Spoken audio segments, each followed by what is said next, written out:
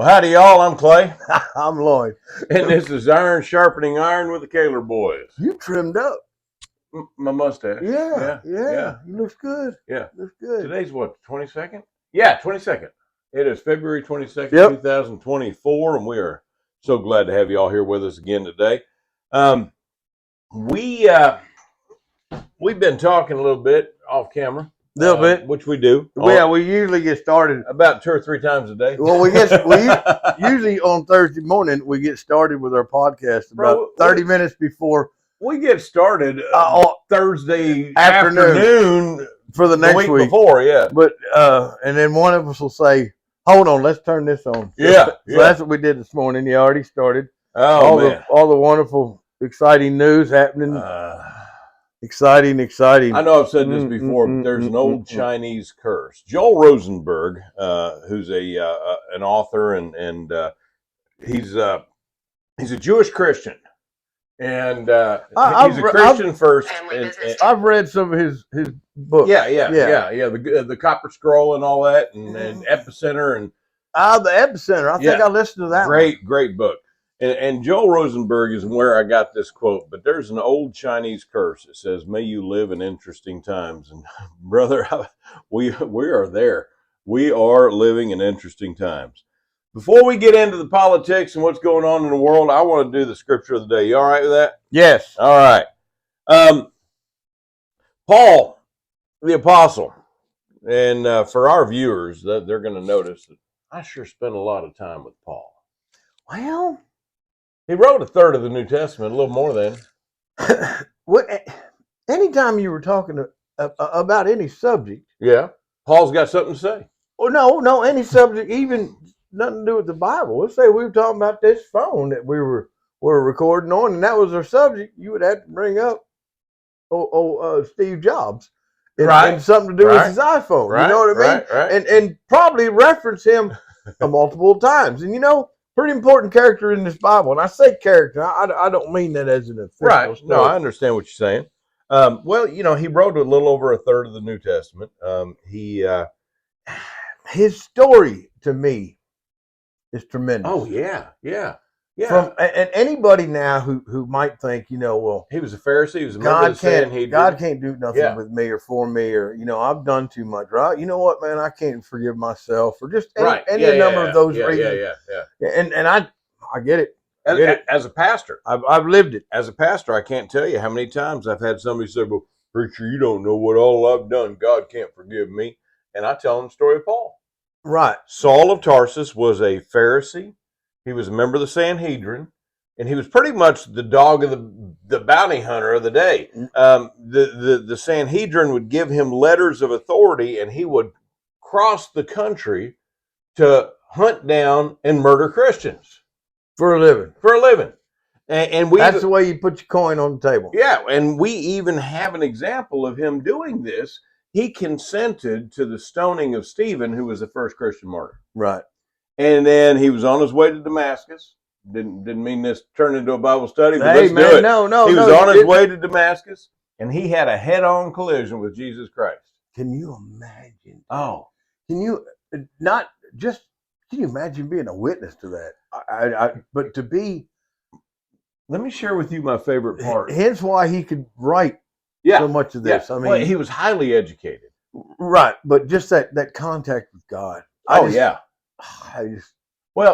go ahead with the story. God used his education. That's why he writes so well. But anyway, my favorite part of the story. So Paul is on his way to Damascus. He gets blinded by this bright light, knocks him to the ground, and the people that are with him, because he didn't travel alone. Right. And all of a sudden, a voice comes out, Jesus' voice, comes out of that bright light and says, "Saul, Saul, why do you persecute me?" And here's my favorite part. Saul says, "Who are you, Lord?" Yeah. Yeah. Saul didn't know who he was talking to, but he knew whoever it was must be Lord. Must be. Well, must be. Well, come on. Yeah. He says, "Who are you, Lord?" And Jesus says, "I am Jesus of Nazareth, whom you persecute." This was maybe 2 or 3 years before they invented amplified sound. So, yeah, a few years before. A few years. There's a couple in there. Yeah. So wow.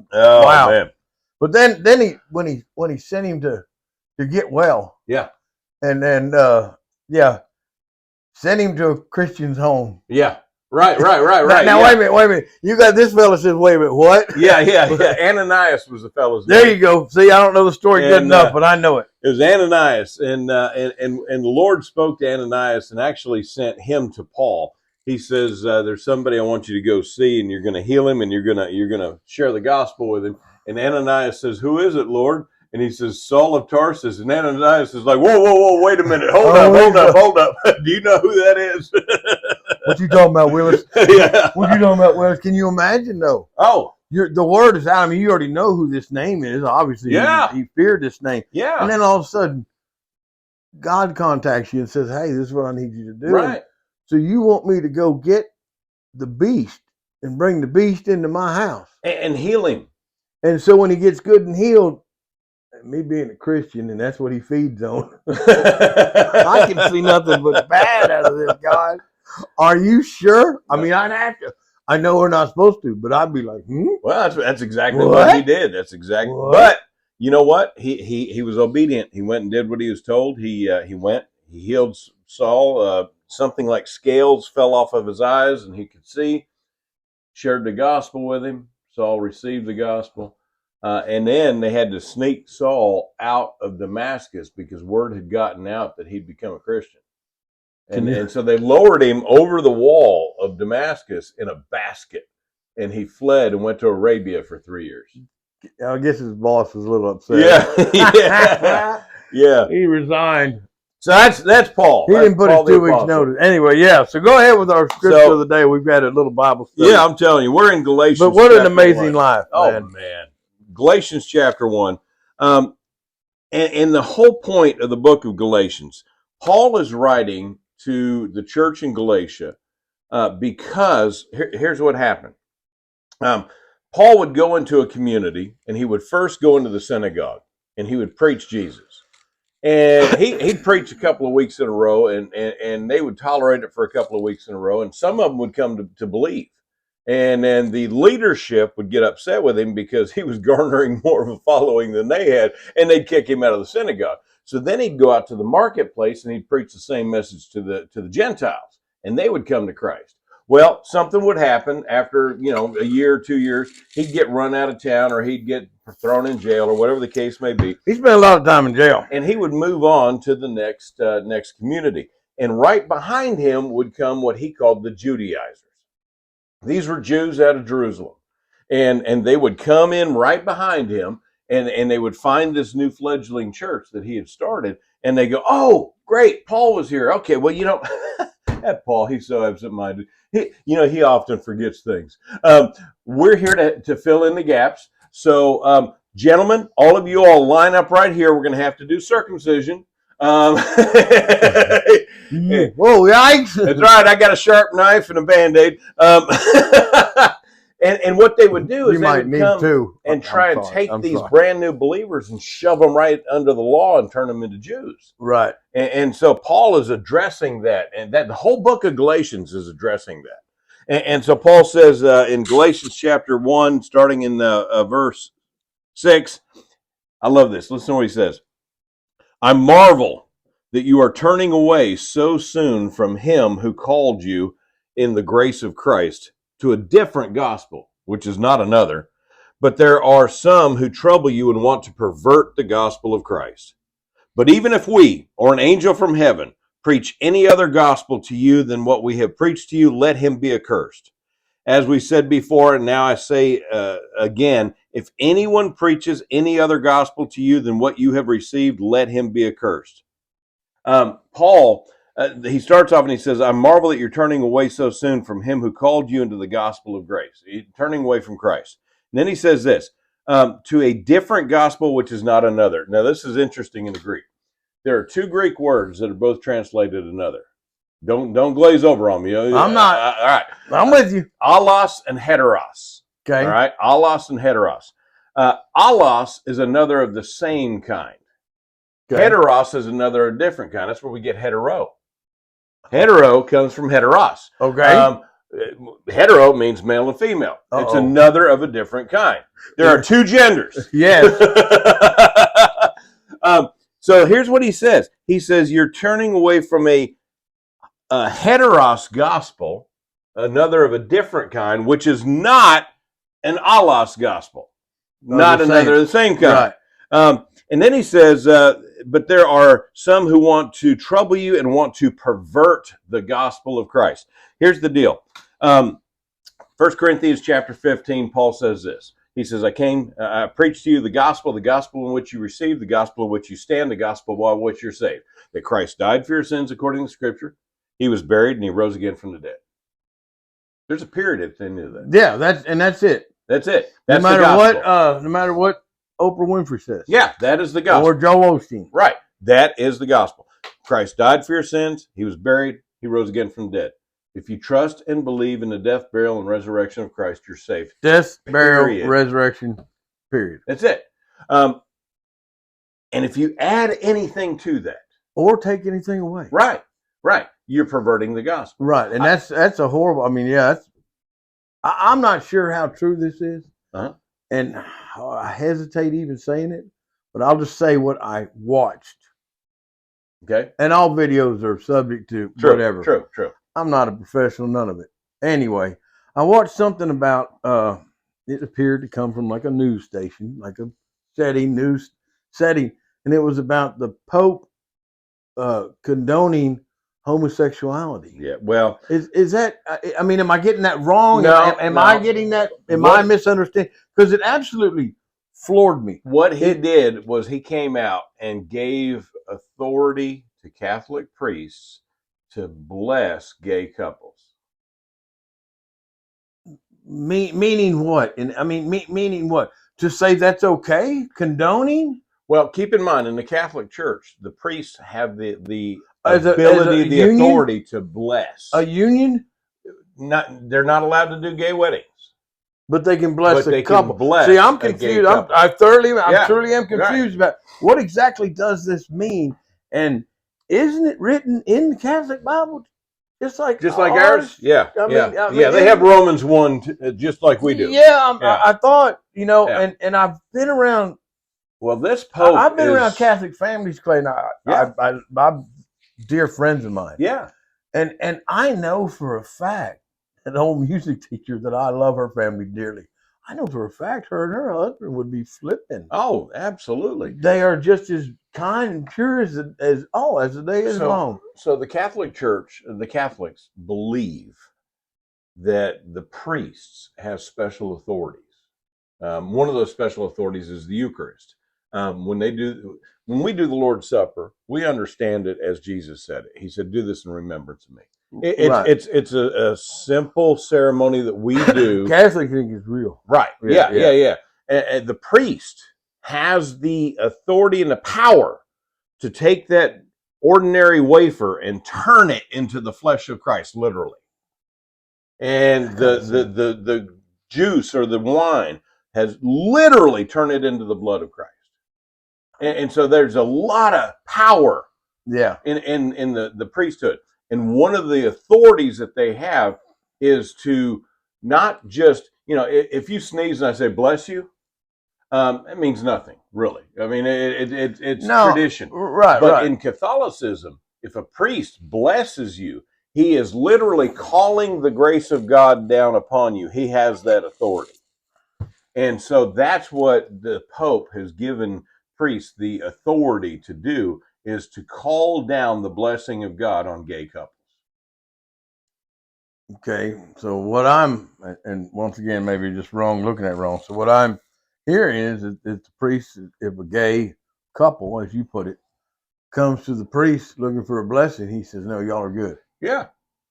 That's bizarre to me, buddy. It is. That's bizarre to me. I mean, no matter how you feel on homosexuality, no matter, honestly, maybe I should, but I don't care.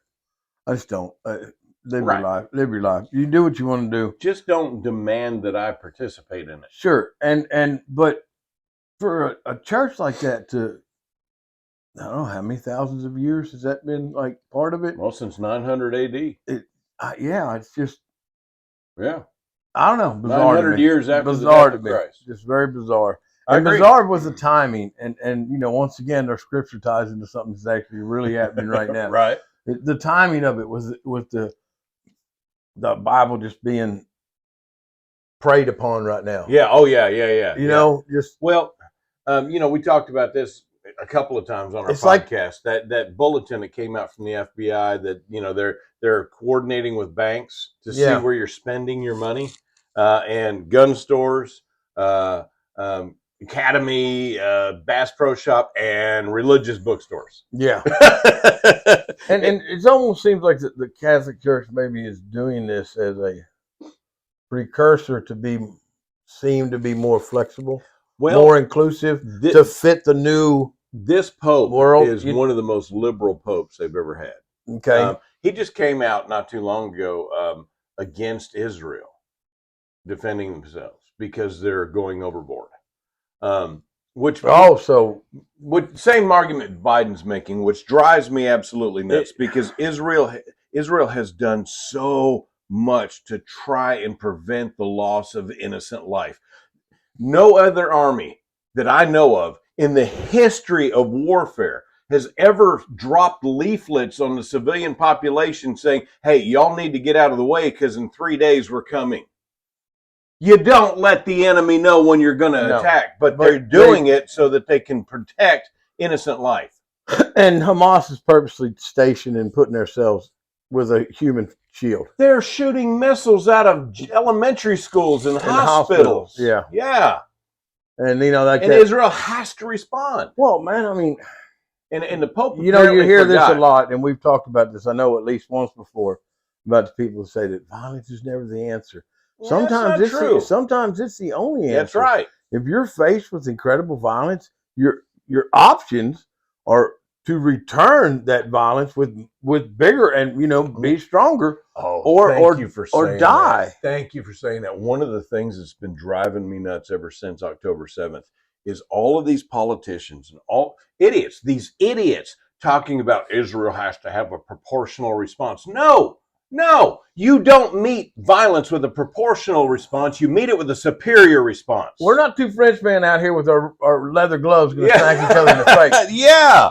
You shoot a 22 rifle at me, and I'm going to take an AR-15 and unload it on you. What is a proportional response to invading your country, taking a weapon, shoving it up the anus of somebody and pulling the trigger, or throwing a live baby in an oven and turning it on while you're raping the mother to death? What's proportionate to that? Complete and total wipeout. Absolutely. Destruction of the terrorist.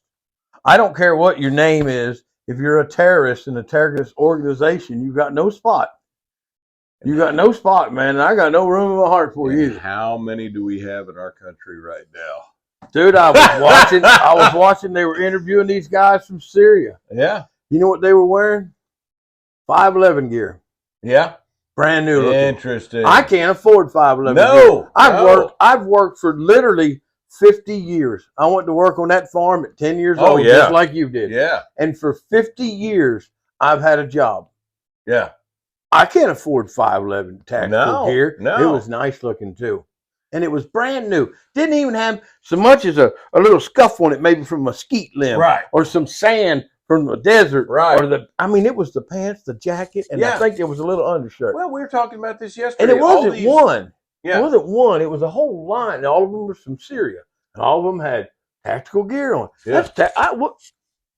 Well, we were talking about this yesterday on the phone. Blows me mind. They've been talking about and we've talked about it a lot on this podcast, all the single male Chinese that have come across. Right now, the latest number I heard was over 50,000. And in California that's alone, what we know. Yeah, that's what we know of. That's exactly it. That doesn't count for gotaways. But in California, in one community, they're saying there are over 20,000 of them in one community in California outside of San Diego.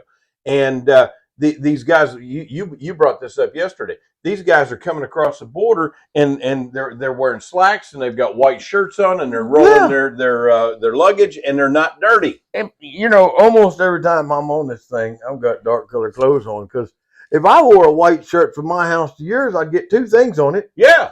getting in my truck, I'd probably get a little grease. I sit and clean my guns in the pickup at night. And dribble a little coffee on it. Yeah, I'd have some dribble. I mean, and so you came from where and walked across how many miles of desert and rough terrain, right? And through the cartel field, and your loafers aren't even dirty. I mean, come on, did you swim the Louisiana swamp too? Right. I mean, come on, and right. Nobody's refueling you, resupplying you, and they are. And I'm hearing that, I don't know. Once again, I don't know if it's true or not, but the Red Cross is part of that, helping them, resupplying them. I wouldn't doubt it. They're funded by the United States. Yeah. Oh, yeah. So it's just, dude, unbelievably aggravating. And we have so many homeless and so many homeless veterans on our streets, and we're handed.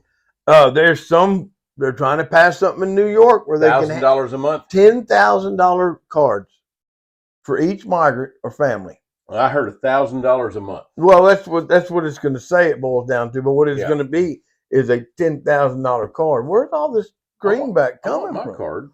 Where's my card? Well, you can't have it.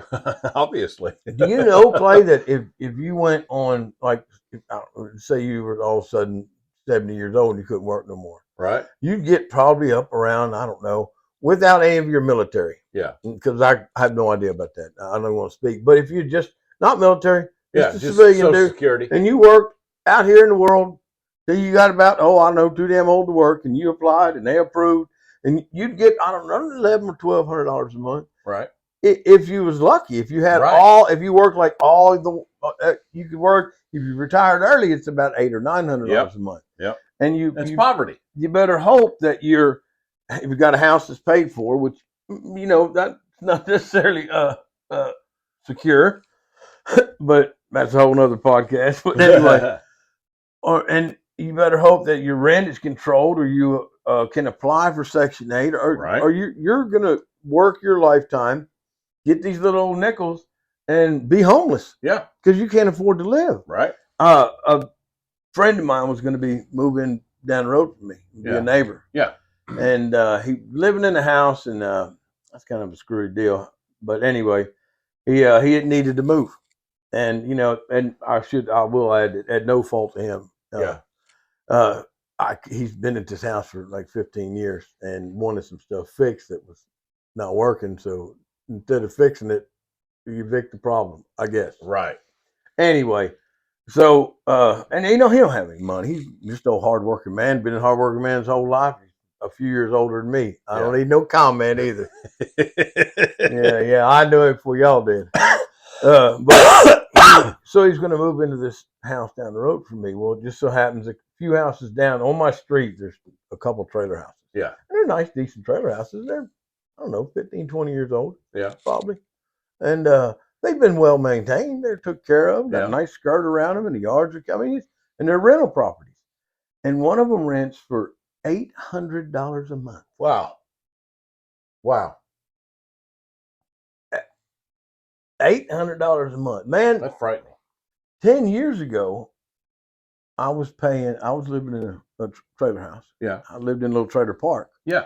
And 11 years ago. Yeah, 11 years. Anyway, we were paying $320 a month for the trailer. Yeah. And $100 a month or $80 a month for the lot. Yeah.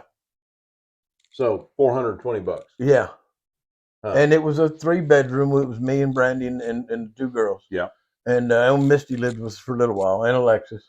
I remember that trailer well. Yeah, and $400 some a month. And, I stayed there with you. Yeah, wasn't too bad, and we lived all right. Yeah, I remember you said, "Dude, that hot water don't play." I remember that. I went in and took a shower, and it didn't.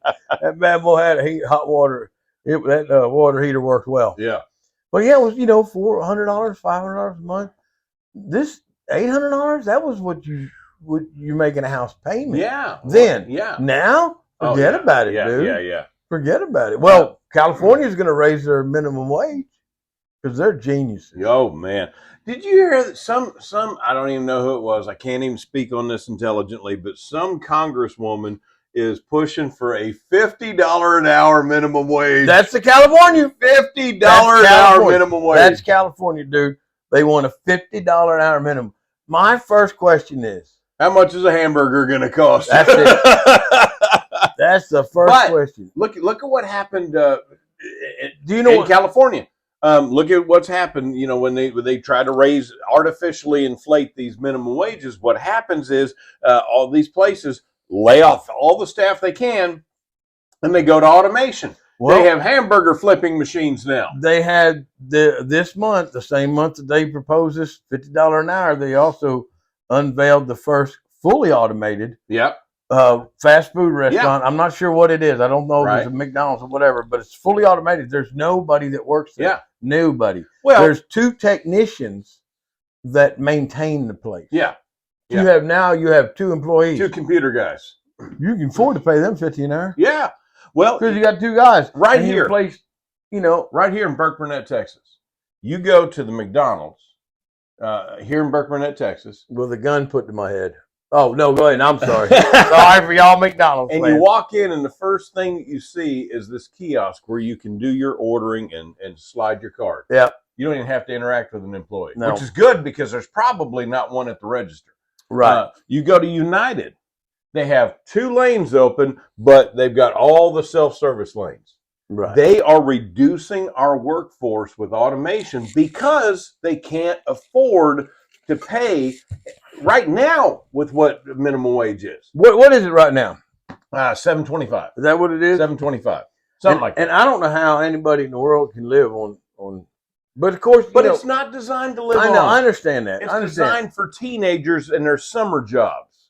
The whole point of the minimum wage is you got these kids who are out of school in the summertime and they're working at McDonald's or they're working at United. They're gaining skills. They're padding their resume, and then eventually they're going to graduate and they're going to go out and get a real job. McDonald's is not designed to raise a family of 4 on. No. But what you can is $50 an hour. Yeah, as long as you didn't have to live there. Well, now I'm going to disagree with you because you get. Well, you didn't. Here's the thing: you can't live there. You can't live there or commerce there at all. You got to take your 50 and go somewhere else. But here's the problem: where are you going to go? I don't know. Because those other employees are getting $50 an hour too. The grocery store employees are getting $50 an hour. The guy working the gas station is getting $50 an hour. If the grocery store guy and the gas station guy is getting 50, what is the nurse or the doctor getting now? What's the lawyer that was getting 150, 200 an hour? What's he getting now? Is he 900 an hour? Right. Because the scale has got to slide. Yeah. It can't just slide one end. No. It's attached. Yeah. And the scale's got to slide. And once again, it's just so. And see what that does. It's such a ridiculous number. What that does is it shows the stupidity of the person that said it. Yeah. Well, and here's the thing, man. It devalues the dollar to the point that it doesn't mean anything. No, because if I told you tomorrow, dude, I got a new job. Yeah. And they want to pay me $50 an hour.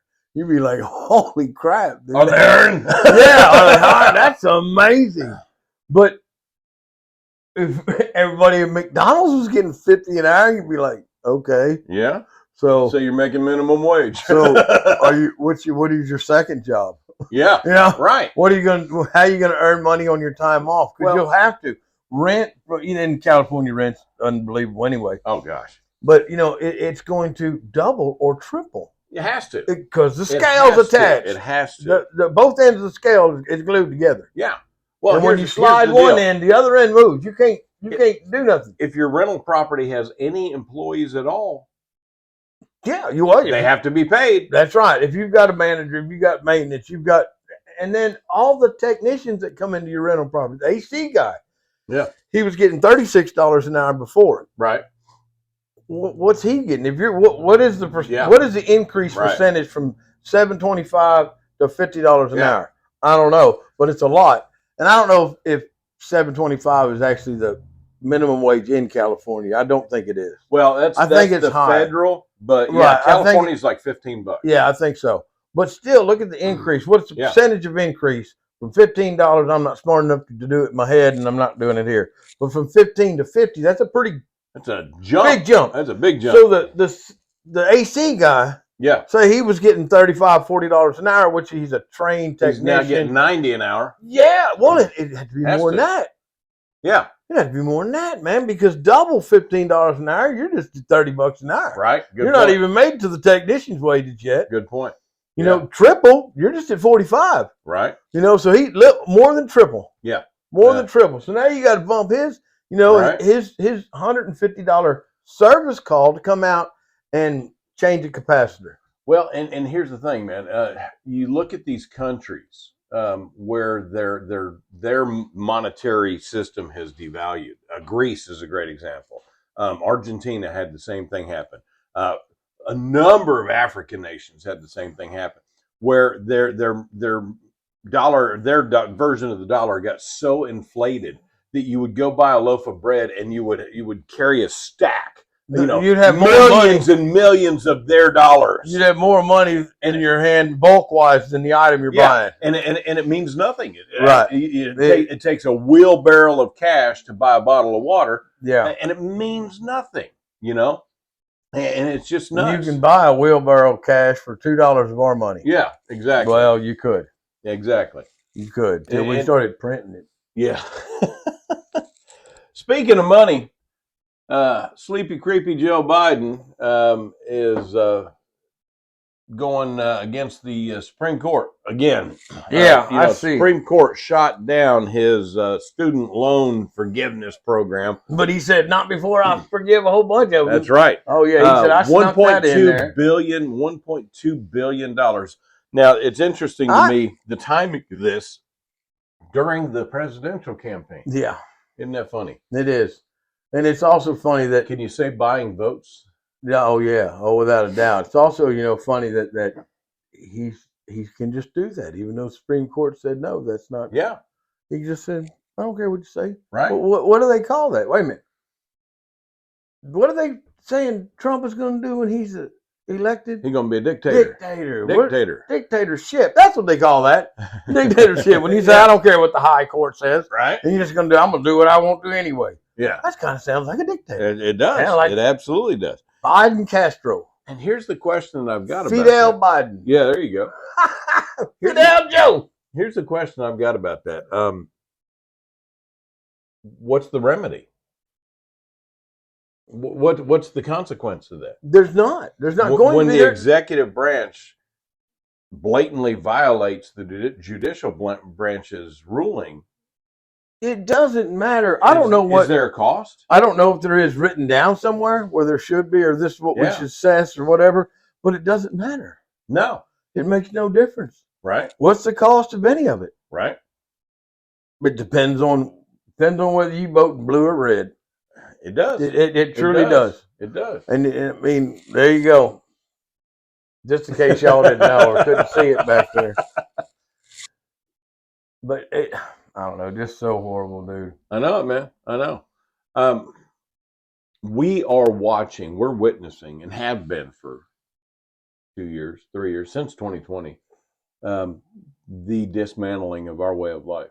Well, you know, another thing he's doing right here at so hard, he's pushing right here at presidential time, is that, you know, if the Republicans would get out of the way, I could close the border. And we don't have a secure border. They sit up there and hollered for 3 years. Our border's secure. It's secure. It's secure. How many times has Mayorkas testified before Congress and said our border is secure? And now he's hollering, it's not secure. It's the Republicans' fault. And if the House and the Senate could just get together, right, and let us get in there, we could have fixed it from day one. And old Peter said, "Who was in charge day one?"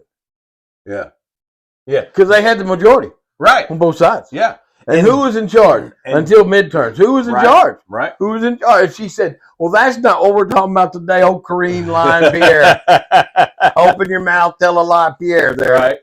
That gaping hole. The first day, Joe Biden's first day in office. First day. He canceled everything. He wrote all. He signed all. The title, whatever it was, 42. 24. 42, gone. Yeah. Title, something like that. Yeah, gone. There's anything that he that Trump had his name Yep. on that had anything to do with the border, gone. Yeah, But man, it's all on purpose. It's all for of voting course, purposes. absolutely. But I think it's more nefarious than that. I agree. We've talked about this. I truly believe Explain to me all of the United Nations equipment that is military equipment that's in the United States right now, scattered about. Staged up. Yep. It's And staged up. explain to me once again how these people are, especially these fighting age men, are coming Yeah. across in 511 gear, dude. That Right. stuff's expensive. Yeah. One jacket is $100 and some. Right. And that's not even a nice winter jacket. That's just the one cover jacket. Right. A pair of 511 tactical pants. Yeah. They're $90.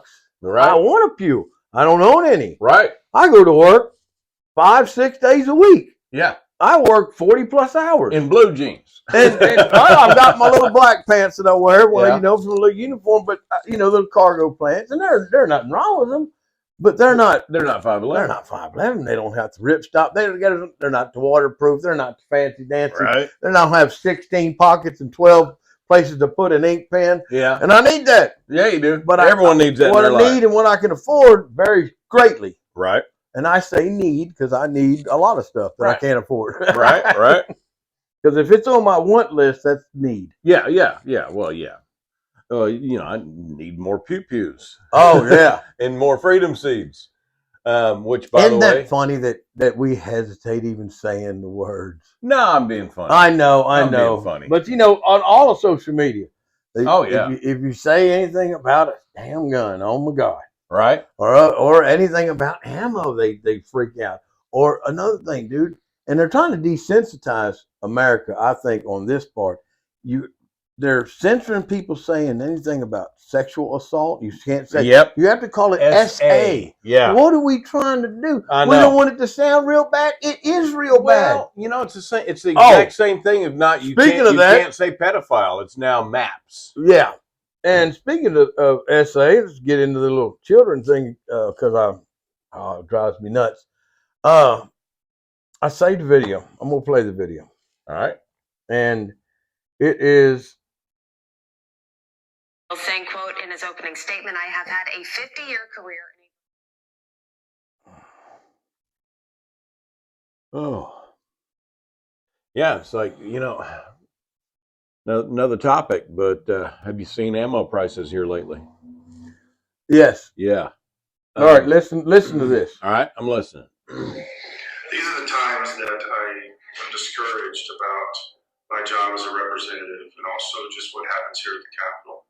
We sat in a committee all day discussing whether or not somebody that buys little children, these are 2, 3, 4, 5-year-old kids, and they buy them for sex, that we tried to get a bill through, Representative Bradley sent one through, that was going to put these buyers in jail. Right now, most of the time, they get off on probation. Almost all the time, they get off on probation after buying a child and raping a little child. And we tried to say, well, they need to at least serve a minimum of 4 years. Minimum. We sat and listened to the Democrats fight against this bill, fight against putting these people in jail, and came up with all kinds of reasons, including that these buyers are victims themselves. This is very discouraging. It's also very disgusting Yeah.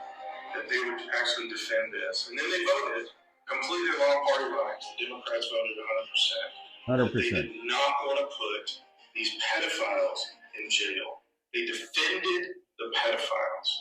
This is why it's so difficult sometimes to do what we do around here. We know we're on the side of right. We know we're on the side of morality. And we get shot down by, I do not understand the thought process behind this, but we do get shot down. This is why I would encourage you to do a few things to help us with this. First, if you believe in prayer at all, please pray. We are fighting truly dark forces here. That's right. This is not okay. This is evil stuff that we're dealing with.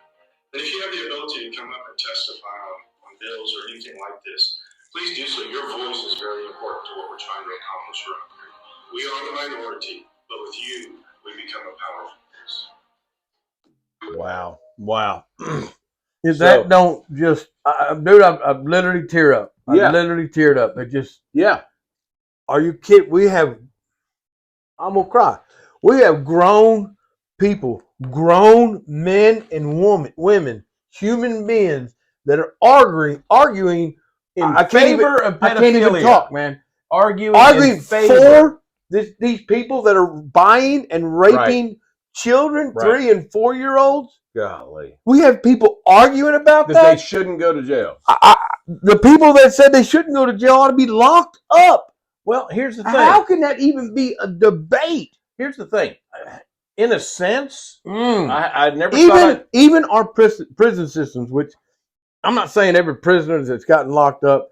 There's a lot of people that got locked up for, back in the day, life sentences for marijuana. Yeah, That's ridiculous. Yeah. But even you go in there as a pedophile, Oh, and street justice prevails. yeah. Well, look at what happened to what's his name? Boy, oh my God. Oh. Yeah. Well, man, we have it, and it's local too. One of our local coaches just got convicted and is going to spend 31 years in the penitentiary. He had infant child pornography. Wow. Infant. Yeah. What the hell is wrong with you? That's something serious. Oh, Lord, give me some peace. Oh, I'm telling you. And that's our government. That's what's up there deciding what we are going to do and not do. Yeah. It's deciding what's the morally right thing to do in other countries. Right. And they're going to argue for pedophiles. That's just, I heard that, dude. And I listening to it the first time, I literally sitting in my living room shedding tears. Yeah. Well, Just tears running down my face. I was overwhelmed with anger. That's what it was. It wasn't sadness. I was overwhelmed with anger. And I feel utter uselessness against it. Yeah. Well, and you're speaking as a man who has spent your entire life raising other people's children. Yeah. You I had 2 and gathered 6. Yeah. You had 2 and gathered 6. Leslie told one of her customers, she was telling him I was her father, which made me smile big time. Oh, yeah. Tried not to shed a tear right there. That brought a tear to your eye. No, I powered through. We was at the beauty salon, which I'm going to today, and I know I don't need it. I know I am yummy. Yeah. But she introduced me as her father and then they had talked a little bit. I was kind of sitting beside. She said no. He said no. He picked me. That's right. And I said, "You're right. You're absolutely right. I chose to love her." And that's what I always said about Lee T and Phoebe. Yeah. They had y'all. They That's chose right. me. We picked yours. It was a family vote. That's right. Yeah, and I lost. No. I will never forget. I love how we bounce around. I will never forget. I was 7 years old. Well, we have to bounce around. Yeah. Because we have to get off that. Yeah, we do. I was 7 years old. Grandma and Uncle David brought me down here to Burke Burnett. And so for those of y'all that don't know, I'm adopted by the Kaler family. I was 7 years old when they adopted hers, me. Mine, and ours. Yeah. And and theirs. Yep. Mine, ours, and theirs. Yeah. Yours, mine, ours, and theirs. Yeah. And so my grandma, my mom's mom, my natural mom's mom, and my natural mom's brother, David, drove me to Burke Burnett from Long Beach, California. We stopped at the Grand Canyon where I nearly gave grandma a heart attack. 7 years old. I walk over to the edge of the Grand Canyon and I look down and probably about 4 feet down, there's this little ledge. And so I'm looking at it and grandma's yelling at me to get away from the edge. Well, I jumped. From her perspective. Oh, my. And if y'all knew our grandma Thomas. Oh, my. From her perspective, you I just jumped out of into the Grand Canyon. You're at the bottom. Yeah. I'm 4 feet down because there was a lizard down there that I wanted to play with. But anyway, so we pull up. This is one of my favorite memories. We pull up 202 Tejas in that driveway. Yep. And Phoebe, mom, had nailed a sheet over the garage, which wasn't a garage anymore. It was bricked over. It was a room. It was our family room. And the sheet was hand painted, and it said "Welcome Home, Clay." Yeah. And then all y'all kids came out wearing these green and white baseball jerseys with your names on the back, so I would know who was who. Who the hell we were. And she gave me my jersey, and I put mine on.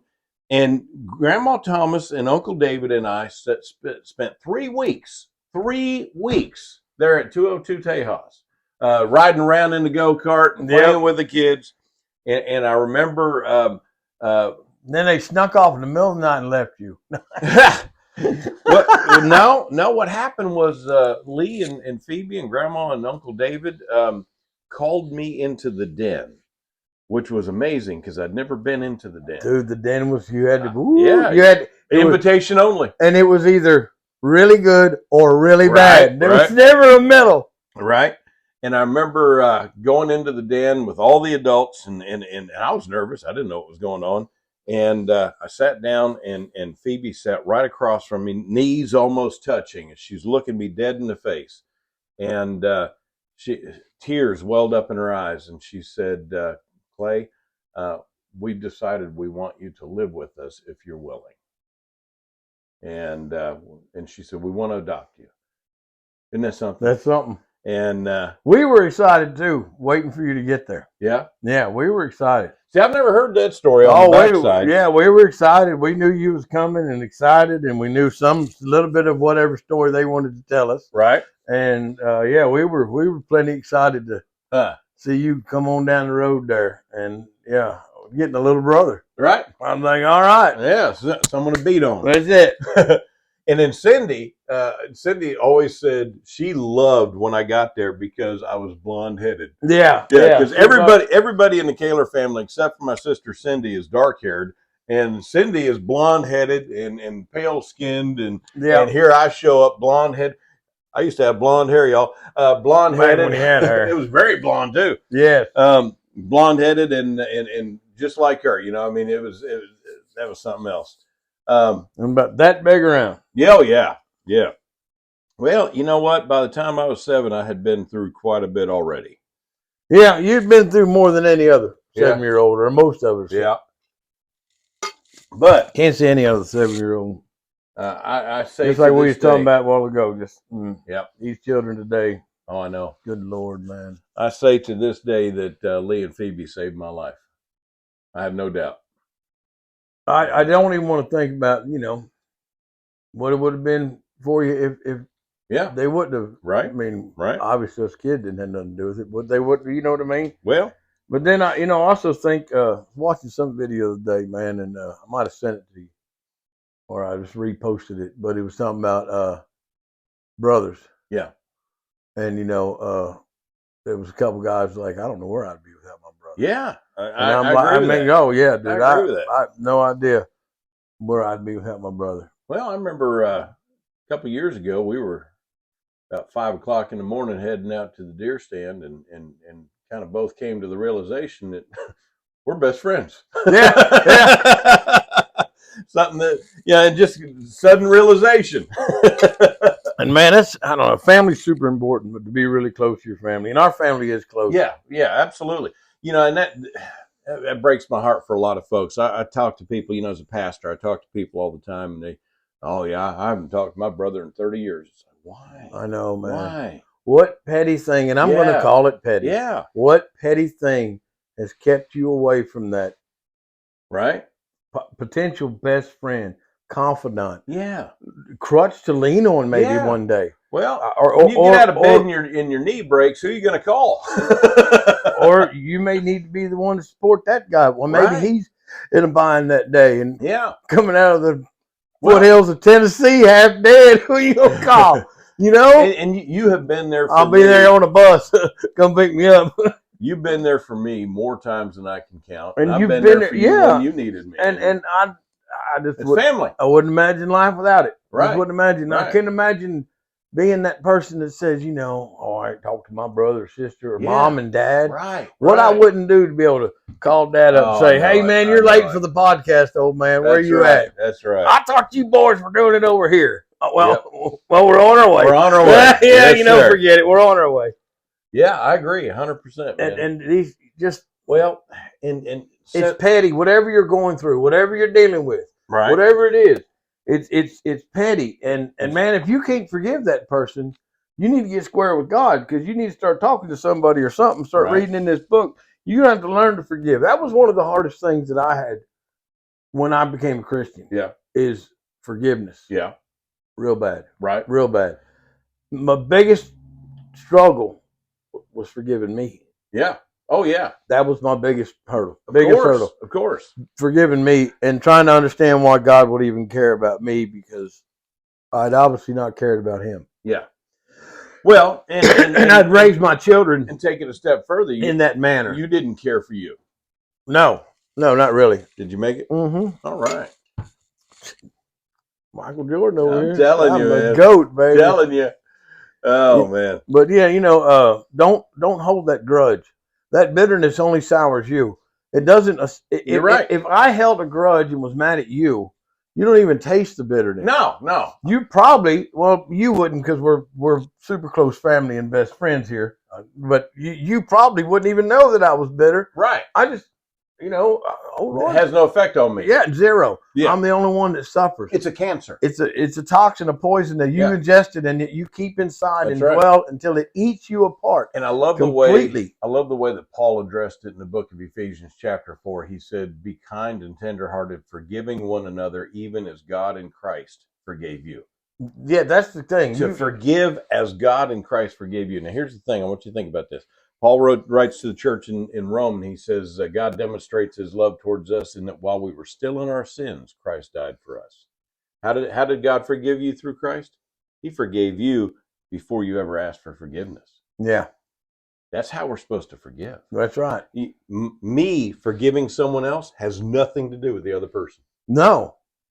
Well, I ain't gonna forgive him till he decides to treat me right, and he gonna come to me on his hands and knees. No. That person you just spoke about probably doesn't realize that you feel that way. Yeah, and probably doesn't care. Couldn't care less. And you're absolutely right. If they found out, they'd be like, "He's an idiot," and they'd be correct. But the bitterness just swells inside you. It just eats you alive. It tears you up, and you take it to your grave. And I don't know how that works out in the end. Well, I mean, I do. It can't be good. No, I know. It's not going to rip your salvation. Right. But what it does do is it separates you from the blessing of God while you're here. Yeah. Yeah. When any rebellion takes you out from under the umbrella of God's protection. If you're holding that much resentment, there's a lot of effort and power, brain power, put to that. A lot of time, and you're consumed by it partially. Yep. So you can't enjoy nothing. Or not a lot. There's a lot you can't enjoy. Right. Whatever you're enjoying is partly being taken up by that what you're choosing to continue to regurgitate and consume. Right.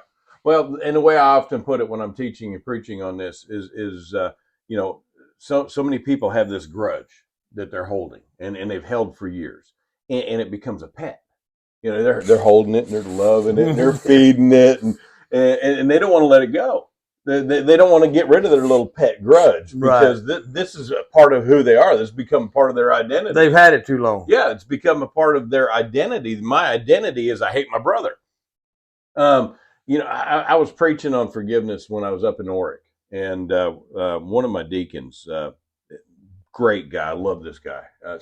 In fact, when I went up to do Ray's funeral, I got to see him, and I was so excited to see him. Just one of the most tender-hearted. In fact, we hunted on a lot of his land. Hunted on a lot of his land. No. It's Dwight. I think I did meet him. Yeah, you did. And I was preaching on forgiveness and one Sunday, and after the service, I'm standing at the back of the church shaking folks out of the church, and Dwight comes up, and he's just got big giant tears running down his face. And he says, "Pastor," he says, "I haven't talked to my brother in 20 years, and I don't remember why." And something that petty. Yeah, Wednesday he came to church, and he again big giant tears. He came up and he hugged me. He says, "I've talked to my brother."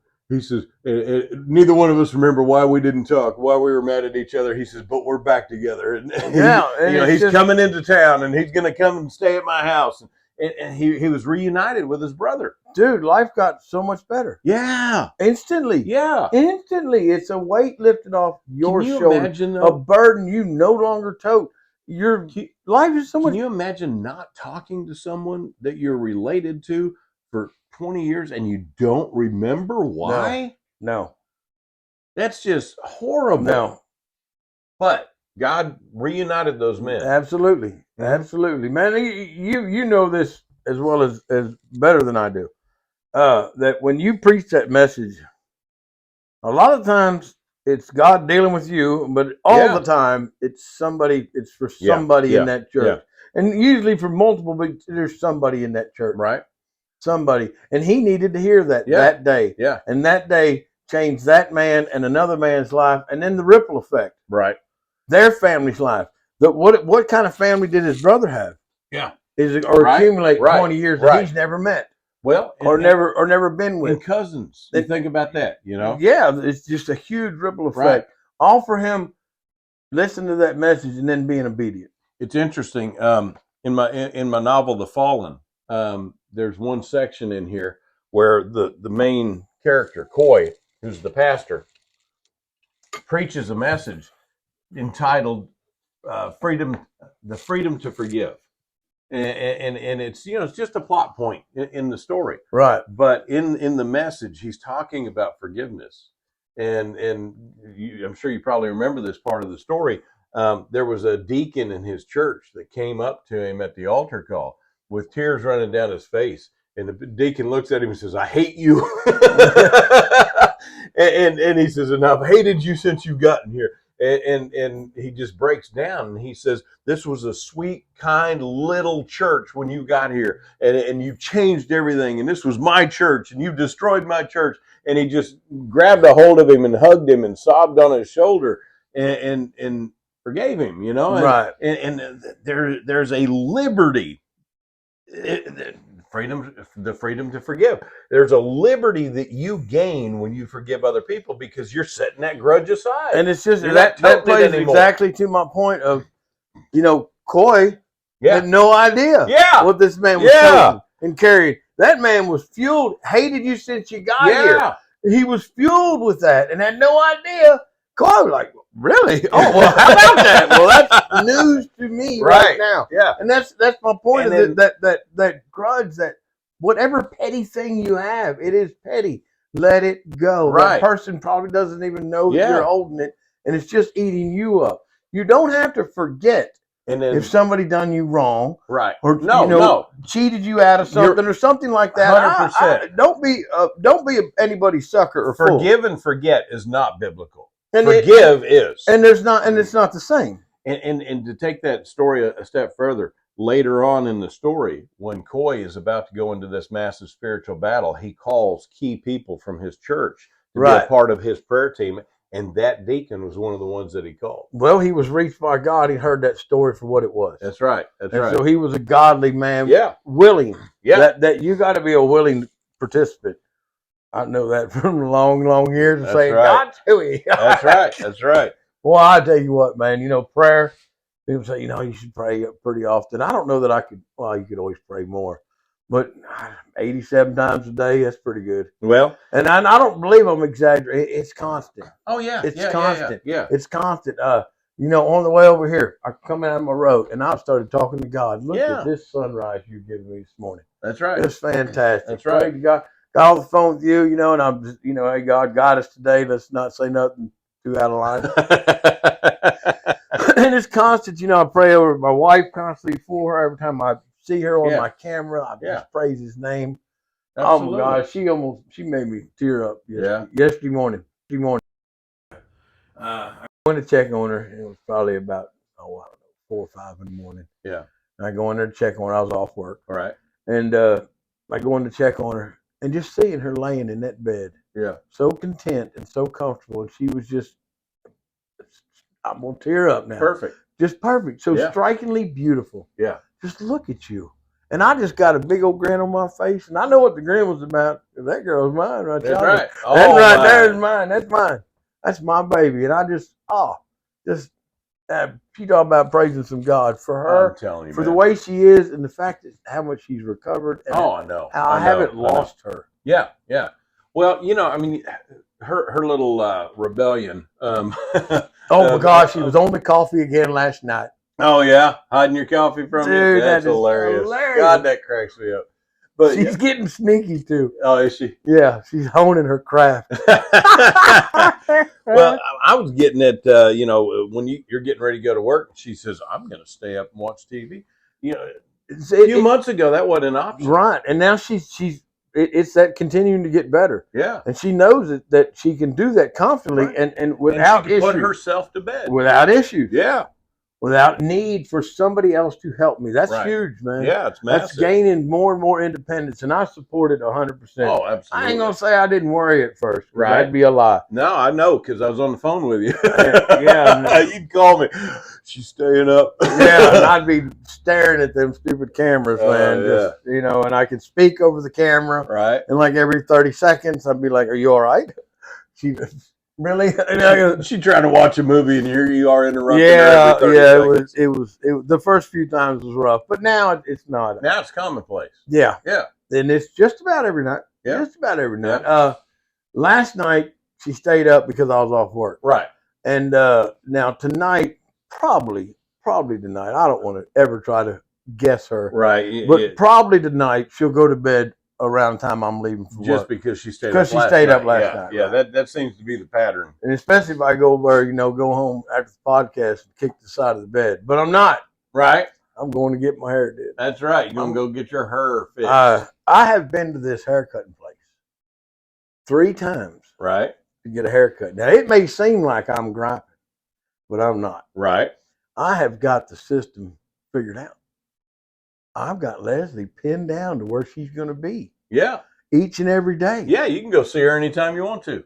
Just show up. You don't even have to get locked up to do it. That's right. Yeah, before I'd have got locked up. And then I had to play like a girl to get on her side. Right. Because, I had to say, oh, I'm Lloyd Ida. Yeah, that's right. That's right. I Lorraine. I'm Lloyd Rain. Lloyd Rain. And if they didn't say it right, I'd be offended. That's right. That's Kamala. Lloyd Rain. How do you spell that? I have no idea. No clue. But yeah, so I showed up the first time. She was super busy. It was her first day. Yeah. And let her have it. I'm a guaranteed return customer. Right.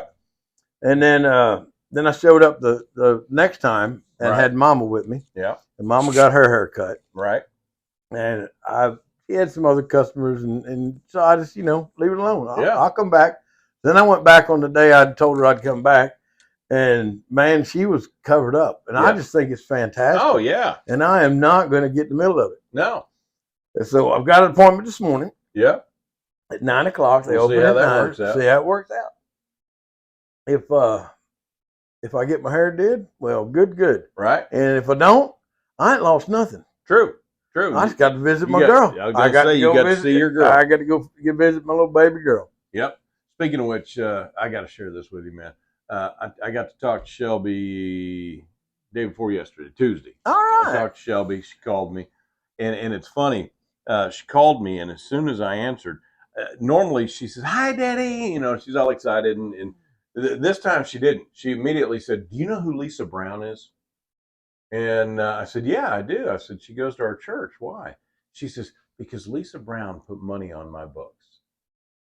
Wow. For those that may not know, my daughter's in prison. She's doing an 8-year stretch right now. She's made a lot of mistakes in her life, and she's paying for them, and she's living up to them, by the way. I was going to say, she's owning up to him. And you So know what, proud man? of I'm her. still trusting God that God's going to get her right and where she needs to Yeah. be. And there's an early release is going to happen for that young lady. Right. And she's going to come out of that, and she's going to help other young Yeah. ladies avoid this. I think you're right. I know think it. You're right. Woo! I'm telling you. You just get that, I don't know. A number of people from my church have reached out to her. They're writing to her. She's got you in her. Yeah. She they're putting money on her books. There's a number Wow. of families, and so I told her. I said, "Yeah, Lisa's a member of our church." And I told Shelby. I said, just a few weeks ago, I buried Lisa's husband, and Shelby started crying, and she said, "I don't understand why your church loves me so much." Because you're you. Because you're you. Because you're you. Isn't that great? You're a child of God that's I made a love that. mistake. Yeah. And you found yourself in a spot where you're in this position you need some love. There's a lady in our church named. She allowed to Cindy. watch these? No. Not even a little bit, huh? No. She doesn't have access to outside. That's a shame. I know. There's a lady in our church named Cindy. Wonderful lady. I just love this girl to death. And Cindy, as soon as I shared that I had found Shelby and what was going on, immediately said, "Is there a way that I can communicate with her?" And so I showed Cindy the website, and she can email her. And Cindy and Shelby go back and forth on email about 4 or 5 times a day. Oh, wow. They have become best buds. Pen pals. Yeah, That's awesome, dude. I know it, man. I'm telling you, man, I can just feel it. Let me tell you what I'm excited There's going to be an early release. Let me tell you what I'm excited about. Because God's got something for her. Shelby's birthday this coming year in July is on a Saturday. Mm-hmm. Her visitation is on a Saturday. I am going to load up in that truck on Thursday or Friday.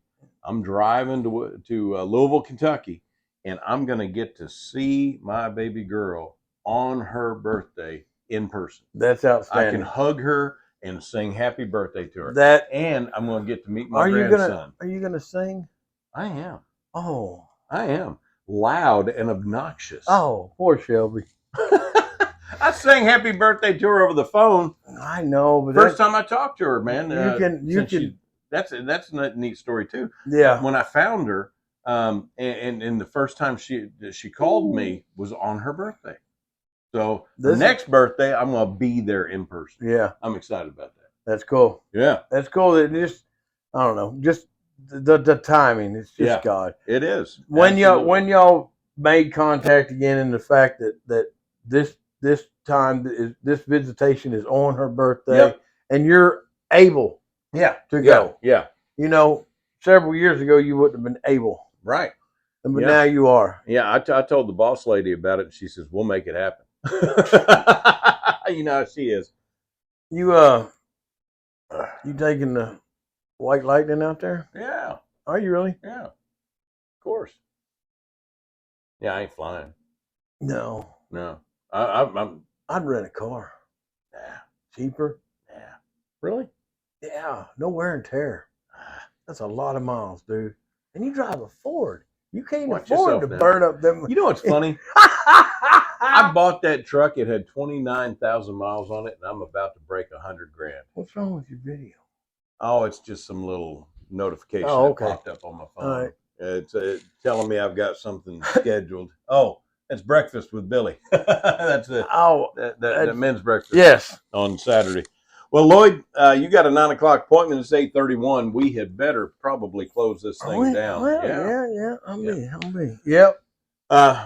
We did it again. Oh, like, subscribe, click, dot, www, ding, ding, ding. Take time to be kind. There you go. And my God, y'all help. I don't know what to do with the situation in Washington with them. You know, I don't care what you're voting on or what you care about or how much money you're making by illegally buying certain stocks or selling certain stocks or what kind of corruption you got on. But man, when you're standing there with an entire party, 100% of an entire party that is supposed to represent the people are standing up there. There's no way you can convince me that 100% of the Democratic Party that's in the United States agrees with that. Right. There's no way. There's no way. I agree. But when all those people are going to stand up there and vote 100% of no, they said that they were just getting probation. Right. Probation. Clay. Yeah. That's what you get on your first DWI. Right. Probation? Yeah. For raping of children, selling children? I heard that Planned Parenthood, we're going to carry on for just a minute. Planned Parenthood got caught on tape by an undercover agent about them selling body parts. Yeah. And our Department of Justice has chosen not to bring charges. Yep. What in the hell is that about? Right. I'm sorry for the hell, but that's, are you kidding me? Right. Once again, man, our children mean nothing to them. And that, if that's not evil, there's no other word. From the beginning of history, and you see this in Scripture, from the beginning of history, Satan has required the sacrifice of children. Yep. And that's what we're seeing in our society today. Well, part of it, they tried. Look at what Hamas did to children. Right. On October 7th. That's got nothing to do with war. No. Nothing at all. No. Nothing at all to do with war. No. That's not a military conflict. Raping, murdering, burning alive children. Well, what did they do in the Bible? They sacrificed it Yeah. to the moon god there. That's right. And That's exactly right. do they Satan has always required the what- sacrifice of children. Moses was supposed to die because of the sacrifice of Yeah. his generation of children. They went after Jesus the same way. Yeah. Yeah. It's attack on the children constantly, and every time it's satanic. And if you can't convince me, I would nobody not can. be surprised to learn that Margaret Sanger, the founder of Planned Parenthood, was a Satanist. I would not either. I wouldn't be surprised if every one of them people that voted for not throwing them people in jail Right. didn't have some kind Well- of ties of selling that soul. I don't know, man. I don't know. Here in the great What's your state of game? Texas, before the Supreme Court shot it down, Texas had the death penalty for serial child molesters. And as it should be. Yeah. Yeah. And there's another state, I don't remember which one it is. There's another state that's trying it now. Texas also is going to pass a law here pretty shortly that eliminates sanctuary cities in Texas, I saw that. which is Austin. Yeah, Austin. Travis County. Yeah. In Travis County, some sheriff has let loose the sheriff. Yeah. That's a sheriff. We've talked about the difference between sheriff and police, Right. and city police and state troopers and The stuff. sheriff is the highest The ranking sheriff law in that enforcement county has official in released any over county. 100 violent criminals. Yeah. Under that blue state hoo-hoo crap. Well, Right. look what it's gotten them. Yeah. Look- Well, and keep in mind that Austin also is the one city in the state of Texas that has defunded the police. Yeah, and there's a lady.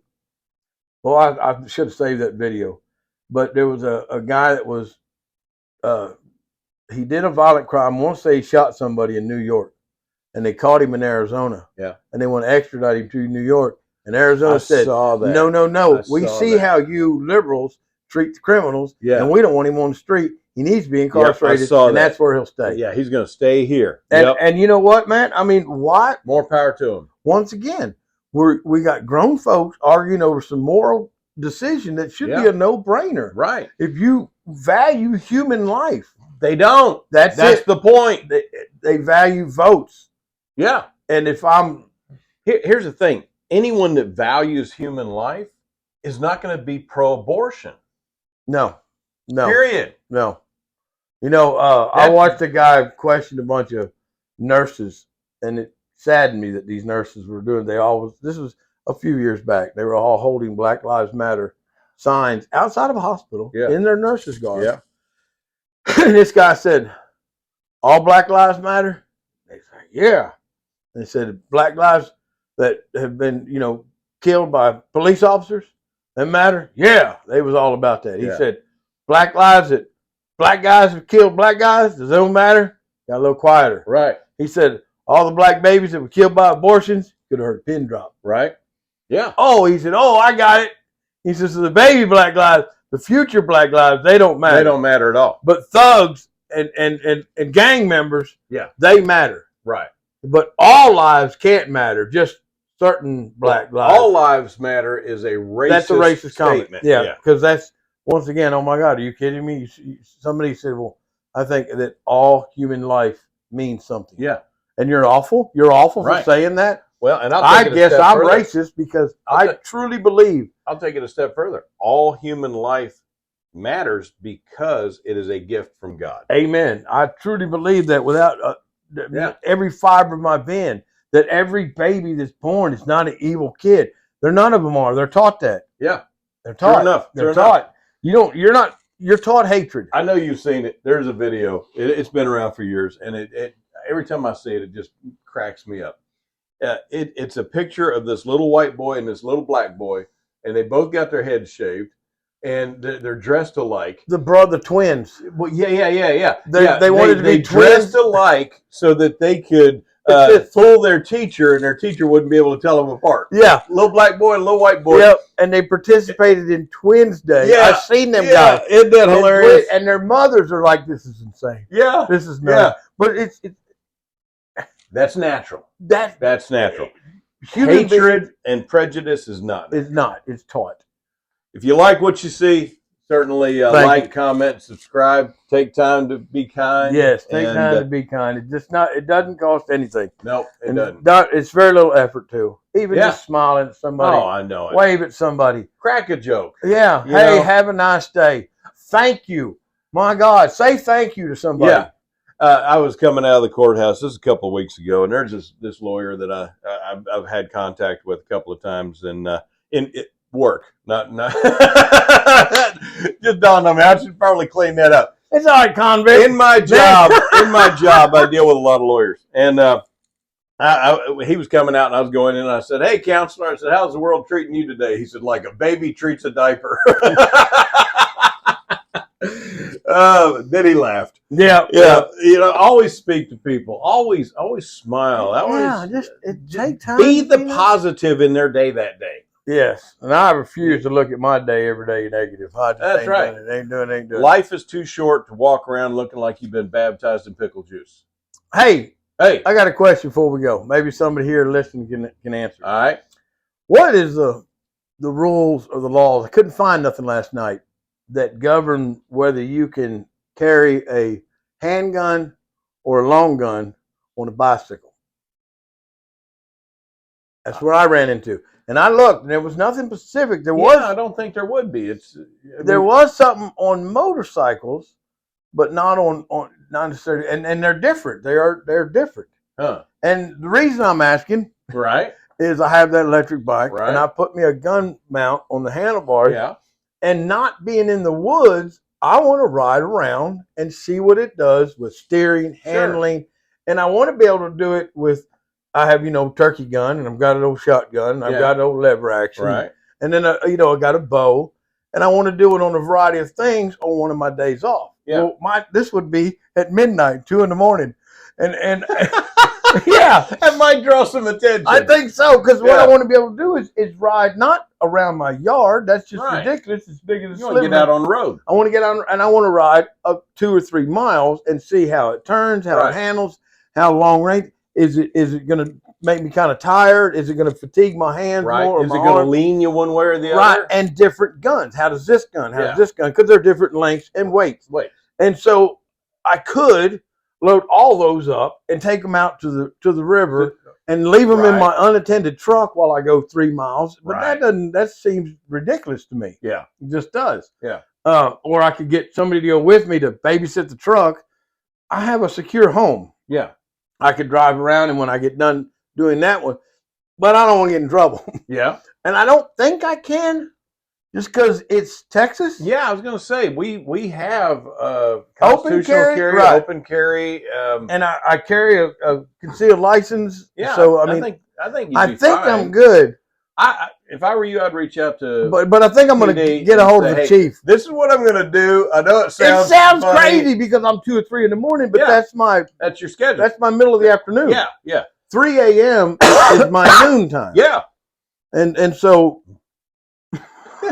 just give him a heads up. If you get a phone call about some weird dude riding a bicycle with a long gun. I honestly think, and maybe it's just I think he's going to laugh and say, go for it. I do too.